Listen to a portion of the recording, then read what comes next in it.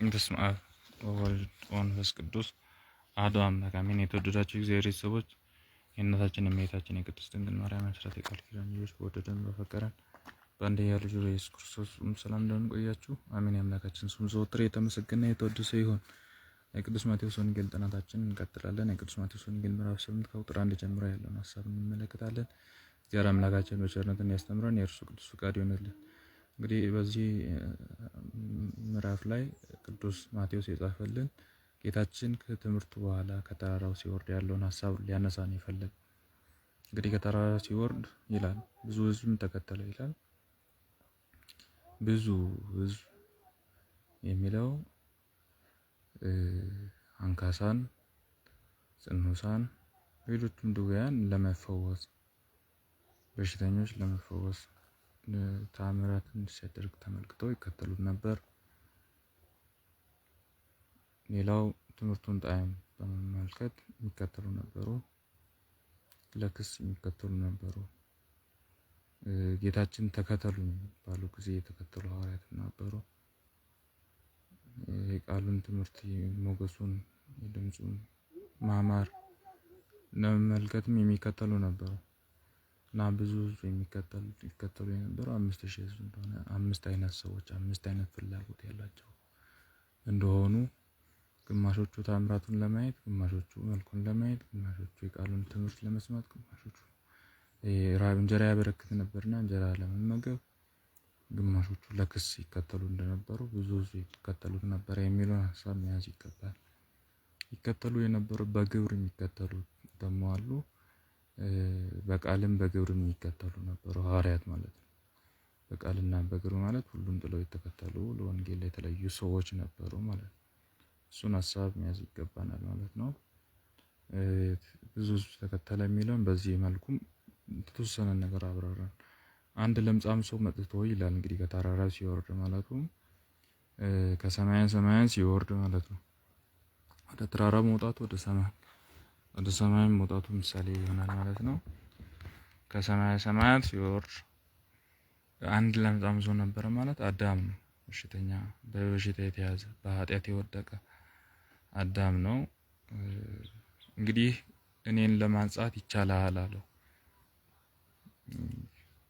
እያለ ሰገደለት። እጁንም ዘርግቶ ዳሰሰው፣ እፈቅዳለሁ ንጻ አለው። ያን ጊዜም ከለምጹ ነጻ። ጌታችን ኢየሱስ ክርስቶስ ለማን እንዳትናገር ተጠንቀቅ፣ ነገር ግን ሄደህና ራስን ለካህን አስመርምር፣ ምስክርም ሊሆንባችሁ ሙሴ እንዳዘዘ መባዬን አቅርብ አለ። እንግዲህ ፈውሱን ካደረገ በኋላ ለማንም እንዳትናገር፣ ግን ሄደህ ለካህን ራስን አስመርምር ማለት ኃጢአትህን ያደረግከውን ኃጢአት ተናዘዝ ነው እና አዳምን የማዳነው ምሳሌ ነው። ከሰማይ ሰማያት ወርዶ ለምጻም የነበረው በኃጢአት ለምጽ የደቀቀውን የተጎዳውን አዳምን እንዳዳነ የሚያሳይ ሐሳብ ነው። ይሄ ምሳሌ ነው ብሎ አባቶቻችን በምሳሌ ደረጃ ያስተምራሉ ማለት ነው። ሌላው ዳሶ መፈወሱን መያዝ ይገባል። ምክንያቱም ጌታችን በቃል ይፈወሳቸዋል። እርሱን ዳሰውት ይፈወሳቸው የተፈወሱ ሰዎች አሉ። እርሱን ቀሚሱን ነክተው ማለት ነው።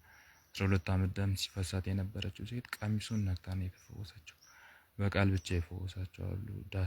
ዳሷቸው ይፈወሳሉ። ይሄንን መያዝ አለብን። ምክንያቱም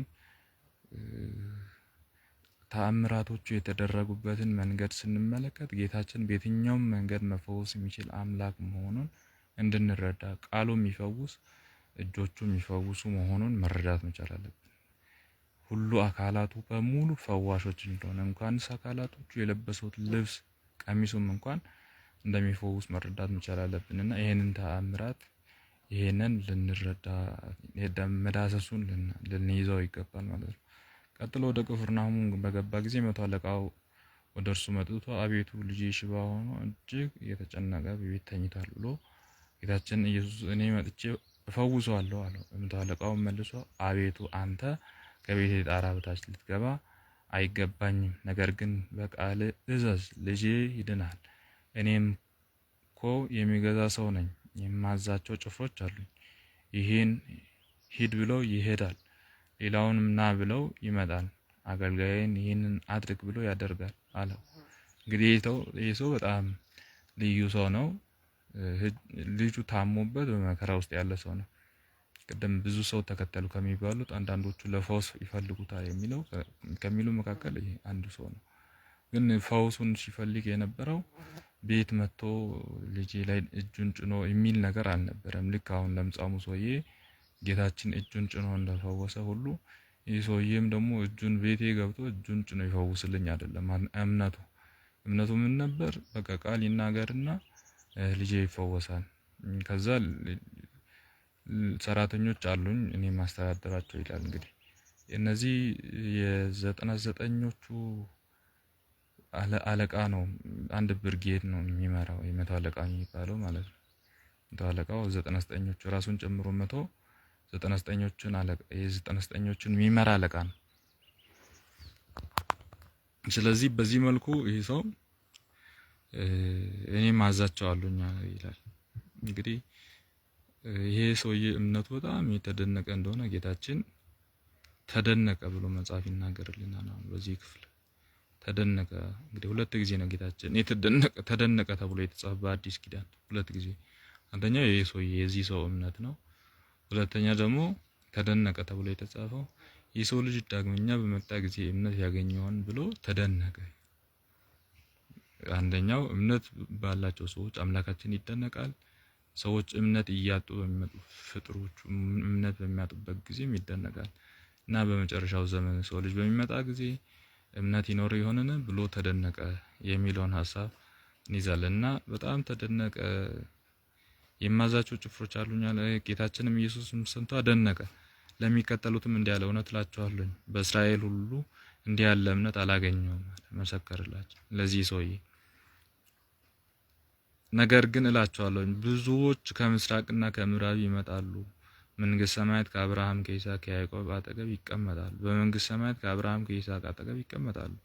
መንግስትም ልጆች ግን ወደ ውጪ ይጣላሉ፣ ወደ ውጪ ወደ ዓለም ጨለማ ይጥሏቸዋል። በዚያ ለቅሶና ጥርስ ማፋጨት ይሆናል። ጌታ ኢየሱስም የመቶ አለቃውን እንዲህ አለው፣ እንግዲህ ሂድ፣ እንደ እምነት ይሁንልህ። ልጅን በዚያ ሰዓት ዳነ። መስፍኑም ወደ ቤቱ በተመለሰ ጊዜ ድኖ አገኘው። እንግዲህ ተመልከቱ፣ ጌታችን ቃል ብቻ ተናገረለት። ከዛ በኋላ ልጁ በዛው በሰዓቱ ዳነ። እና እውነት እውነት እላችኋለሁ አለ ጌታችን።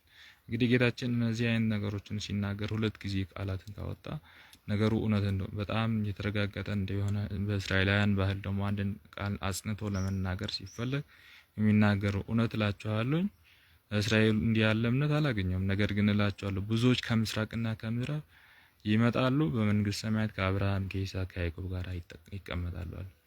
እንግዲህ ይህ ማለት ከአብርሃም ከይስሐቅ ከያዕቆብ ጋር በመንግስት ሰማያት ይቀመጣሉ ብሎ ሶስቱ አባቶችን ለምን አነሳ የሚለውን አባቶቻችን ማብራሪያ ይሰጣሉ።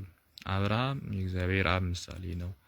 እግዚአብሔር አብ አንድያ ልጁን ለመሰዋት ለዓለሙ ለመሰዋት በገዛ ፈቃዱ ልጁን ሊሰዋ ሰጥቷልና አብርሃምም ይስሐቅን የሚወደውን ልጅ ይስሐቅን ለመሰዋት ለእግዚአብሔር አልሳሳምና የአብርሃም ምሳሌ ያ ምሳሌ በሕጸጽም ቢሆን ማለት ነው። እንግዲህ የሕጸጽ ምሳሌ እንግዲህ ጉድለት አለው። ምሳሌ ሙሉ ከሆነ እግዚአብሔርን ራሱን ስለሚሆን ማለት እና አብርሃም ያ ምሳሌ፣ ይስሐቅም ደግሞ የወልድ ምሳሌ እስከ ሞት ድረስ የታዘዘ ይስሐቅም የወልድ ምሳሌ፣ ያዕቆብም ደግሞ የመንፈስ ቅዱስ ምሳሌ።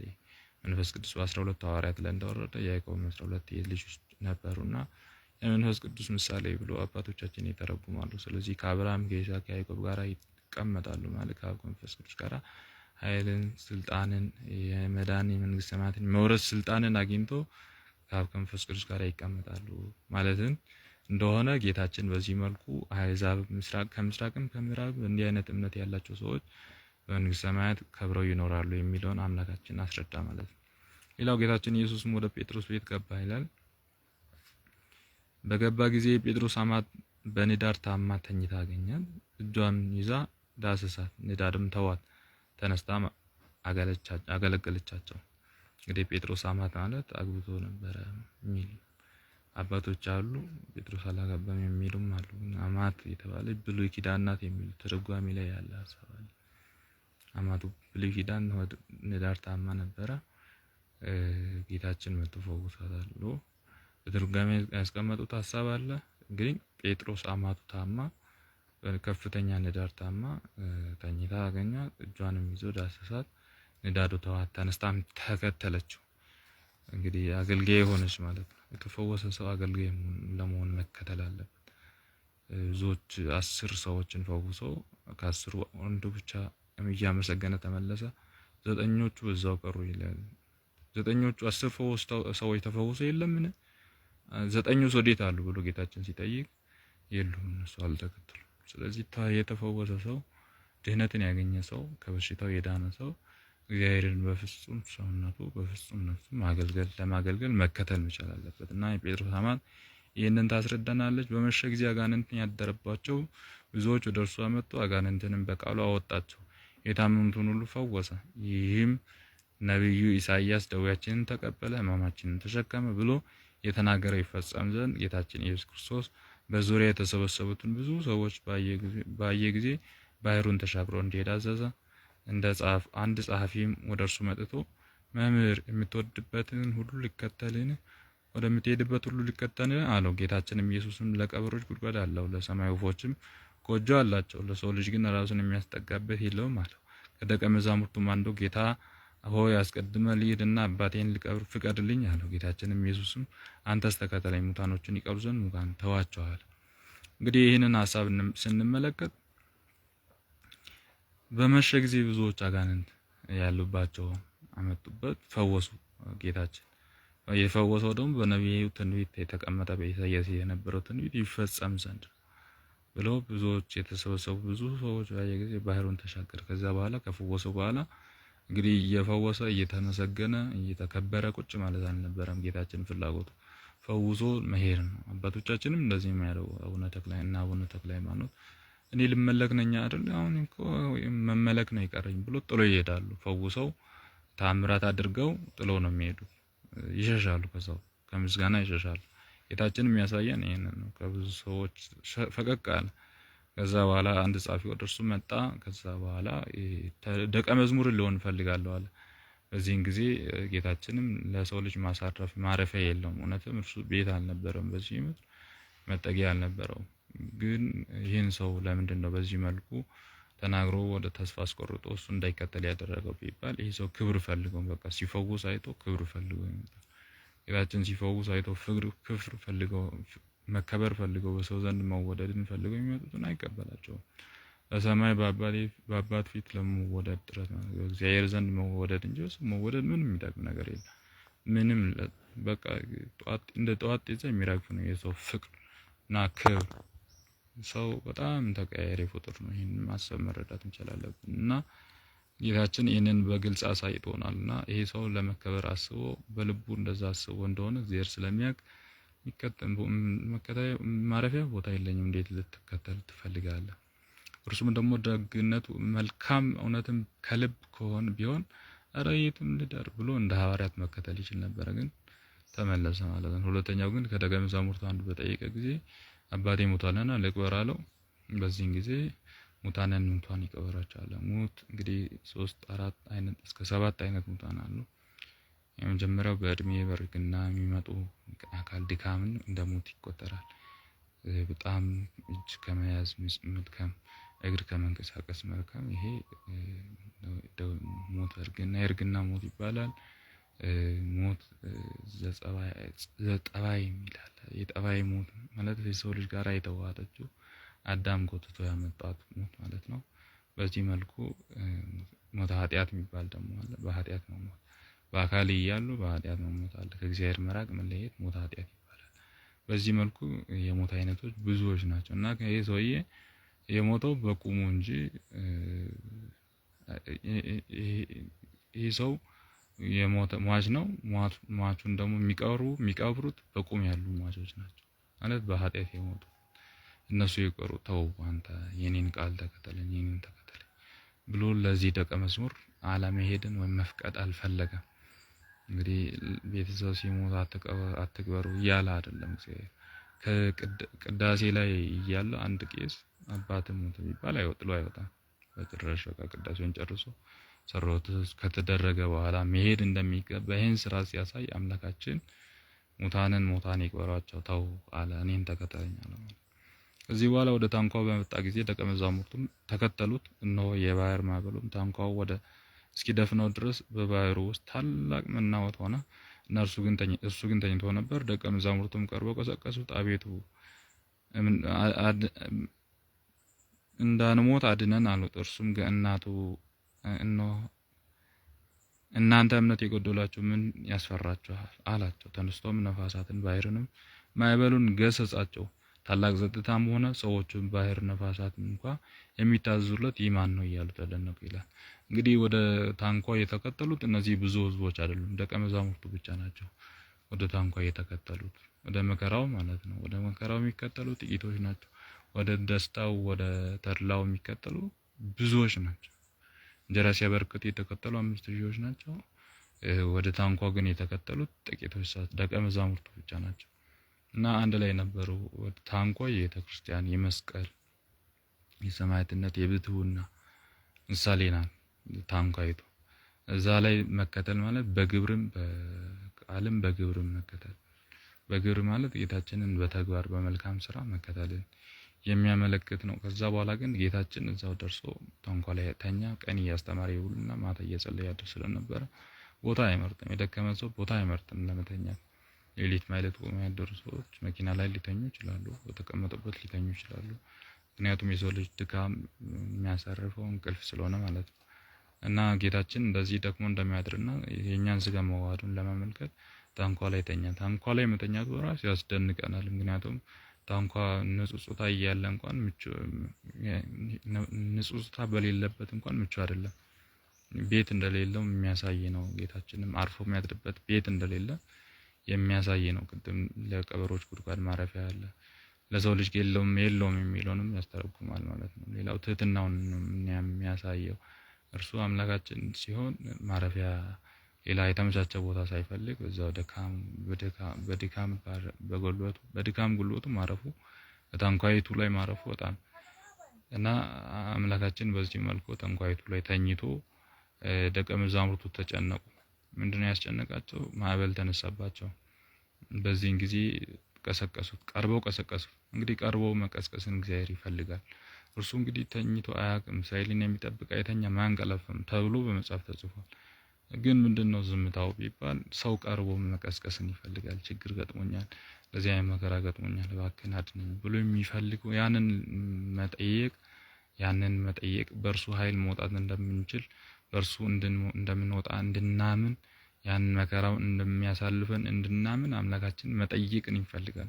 ተላጽቆተ ስዕል ይባላል። በቃ ሰው ልጅ አንድን ጉዳይ በተደጋጋሚ ጠይቆ የሚወደው ነገር ከሆነ ያችን ነገር አጽንቶ ጠብቆ ጠይቆ እንደሚወስደው ሁሉ ጌታችን ያን ነገር ይፈልጋል። ቀርቦም መቀስቀስን ይፈልጋልና ቀርቦ መቀስቀሳቸው ቅርብነታቸውን እና መቅረብን ጌታችን የሚፈልግ መሆኑን ጌታችንም ደግሞ እንድንቀሰቅስና እንድንጠይቀው እንደሚፈልግ ይህንን መረዳት አለብን። አምላካችን ተኝቶ እያለ እነዚህ ተማሪዎች ተጨንቀው ቀርበው ቀሰቀሱት። እዛ በኋላ ባህርና ነፋሳትን ገሰጸ።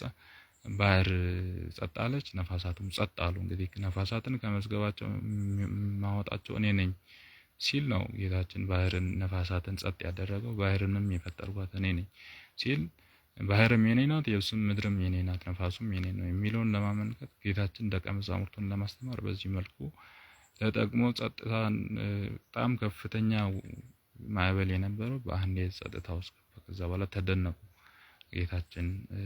ምክንያቱም ነፋሳትና ባህር የሚታዘዙ ይህ ማን ነው ብሎ ተደነቁ ማለት ነው። ይህ ማን ነው እንጠይቅ። ይህማ ሰማይና ምድርን የዘረጋ እግዚአብሔር። ባህርና ነፋሳት የሚታዘዙለት ይህ ማን ነው? ባህርን የፈጠራት በእጆቹ የሰፈራት በእጆቹ የተሸከማት እርሱ ነው። ይህ ማን ነው እንጠይቅ። በሁለተኛው ቀን ዓለሙ በሙሉ ከምድር እስከ ሰማይ ውሃ የነበረውን ወደ ሰማይ ትልቁን ውሃ ወደ ላይ ሰቅሎ እሱ ላይ ጠፈር አድርጎ ከምድር ላይ ደግሞ ምድር ላይ ውቅያኖስ አድርጎ ውሃን ለሰው ልጆች ድህነት እንዲሆን ምድርን እንዲያረሰርስ ወደ ላይ በአፎሬት አድርጓ ወደ ታች እንዲዘንብ የሚያደርገው ሰማይና ምድርን የሚመግበው እርሱ እግዚአብሔር ነው። ይህ ማን ነው? ከእግዚአብሔር አብ ከእግዚአብሔር መንፈስ ቅዱስ ጋር በአንድነት የሚሰገደው ሰማይና ምድርን የፈጠረው እርሱ እግዚአብሔር ነው። ነፋሳትና ባህር የሚታዘዙለት ማን ነው?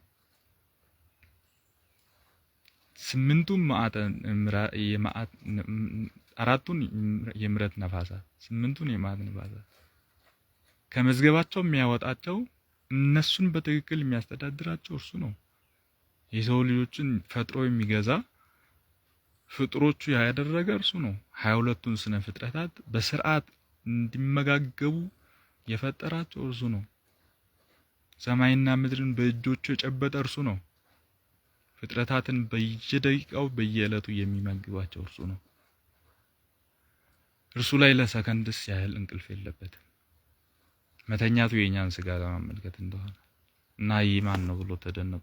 እጅግ አስደናቂ ነው ፈጣሪያችን። ትህትናው፣ መውረዱ፣ ዝቅታው ያለውን ክብር ሳይለቅ መሆኑ ይደንቃል። እና ጌታችን በዚህ መልኩ ተኝቶ ነፋሳትን ኋላ ገሰጸ። መጀመሪያ በሐዋርያት ልብ የነበረውን ንጹሕታ ነው የገሰጸ። እናንተ እምነት የጎደላችሁ ብሎ ሐዋርያት ልብ ያለውን ማዕበል፣ የእምነት ማጣት ማዕበል፣ እሞታለሁ እጠፋለሁ የሚለውን የፍርሃት ማዕበል መጀመሪያ ያስወገደ፣ ኋላ ነፋሳትን ገሰጸ ማለት ነው። በመሸ ጊዜ አጋንንት ያደረባቸው ብዙዎች እርሱ አመጡ። አጋንንትንም በቃሉ አወጣቸው፣ የታመሙትንም ሁሉ ፈወሰ።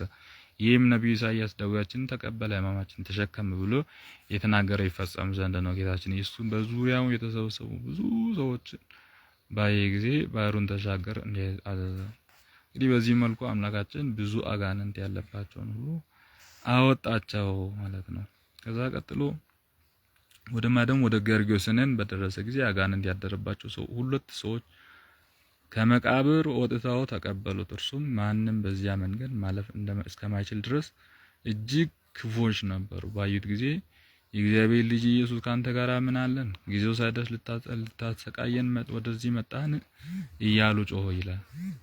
እንግዲህ ስንመለከት ይደንቃል። አሁን ጌታችን ሁለት ሰዎች ገርጌሴኖን አካባቢ ሲደርስ በጣም በአጋንንት መንፈስ የሚሰቃዩ ሰዎችንም በጣም የሚጎዱ ሁለት ሰዎች ነበሩ። ስለዚህ እነዚህ ሰዎች ምን አሉ? በአጋንንት መንፈስ የሚኖሩ ናቸው። አንተ የሕያው እግዚአብሔር ልጅ ኢየሱስ ልታጠፋን መጣን አለው። አጋንንት ኢየሱስ ክርስቶስ የሕያው እግዚአብሔር ልጅ እንደሆነ ነው ወይ አይደለም የሚለውን ለማረጋገጥ ሆን ብሎ የተናገሩት። አምላካችን ደግሞ ያውቃል የእነሱን ጥበብ። ከጥበባቸው ጥበብን ለእነሱ እየሰጠ እርሱ እንደሆነ ስለሚያውቅ አንተ የሕያው እግዚአብሔር ልጅ ነህ ባለው ጊዜ እንደ ጴጥሮስ አንተ አለት ነህ አይደለም ያለው አጋንንት። እንግዲህ አጋንንትም ጴጥሮስም ወንጌላዊ ቅዱስ ብስራቱን ያበሰረ ቅዱስ ገብርኤልም ይህንን ቃል ተናግረዋል። ከዛ ግን ጴጥሮስ አንተ አለት ነህ፣ በዚህ አለት ነው ቤተክርስቲያን እንሰራታለሁ ብሏል። አጋንንት ግን እንደዛ አይደለም። ለምን ሲባል አጋንንት ለፈተና አውቆ ነው ወይ የሚለውን አንተ እግዚአብሔር ኢየሱስ ሆይ የሚለው አምነውት መልካም ስራ ኖሮባቸው ስለይደለ ለፈተና እግዚአብሔር ልጅ ነው አው ነኝ ብሎ ቢል ሌላ ፈተና ሊያመጣበት እንደሆነ ስለሚያውቅ አጋንንትን በዚህ መልኩ የአጋንንትን ምስጋና ተቀብሎ አንተ የሕያው እግዚአብሔር አለት ነህ አይደለም ያለው ጌታችን። ምንድነው ያለው? ካንተ ጋር ምን አለን? ጊዜው ሳይደርስ ልታሰቃየን ወደዚህ መጣን እያሉ ጮሁ። ከዚያም ብዙ በዚሁም መጣ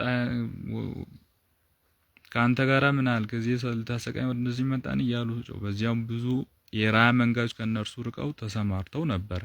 እነዚህ አጋንንትም ካወጣህንስ በራያዎች መንጋ ላይ እንድናድር ወደዚያ ስደደን ብለው ለመኑት። እርሱም ሂዱ አላቸው። ወጥተውም ሄዱ።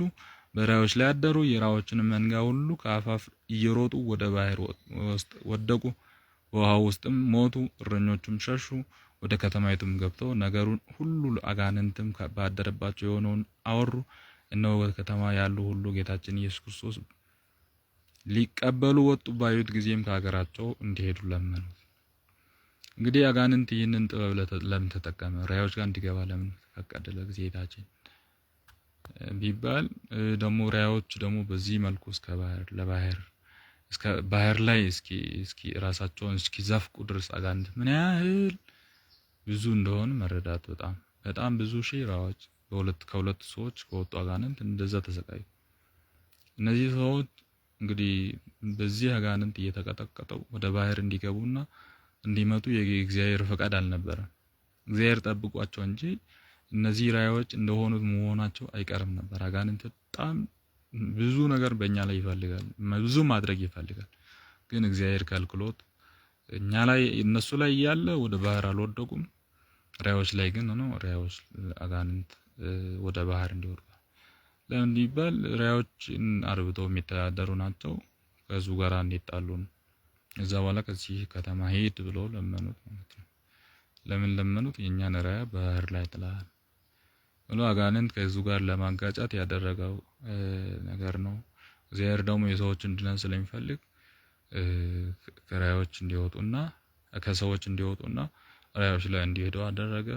ራእዮች ላይ ግን ወደ ባህር ሲገቡ ህዝቡ ጋር እንዲጣላ ስለፈለገ ወደ ራእዮች ገብቶ ራእዮች ባህር ላይ ገብቶ እንዲሞቱ አደረገ ማለት ነው አጋንንት።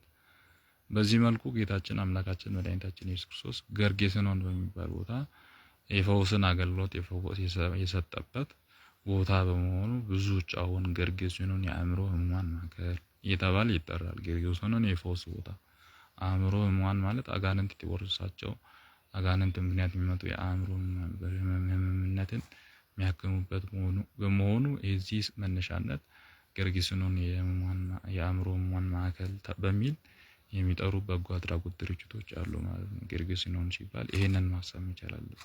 ወደ ቅፍርናሆም ቅድም መቶ አለቃው ቤት ሄደ። ወደ ቅፍርናሆም በሚባል ቦታ ነው። የናሆም መንደር ማለት ነው። ቅፍር ማለት ሰፈር ማለት ነው። ናሆም ማለት መድኃኒት ማለት ነው። የመድኃኒት መንደር ማለት ነው። ብዙ ተአምራትን ጌታችን በዚህ ቦታ ያደረገበት ነው። ምዕራፍ 8 ይህንን ሐሳቦችን የያዘው ያስተማረን የመከረን የገሰጸን የቅዱሳን አምላክ ስሙ ዘወትር የተመሰገነ የተወደሰ ይሁን። ወስብሐት ለእግዚአብሔር።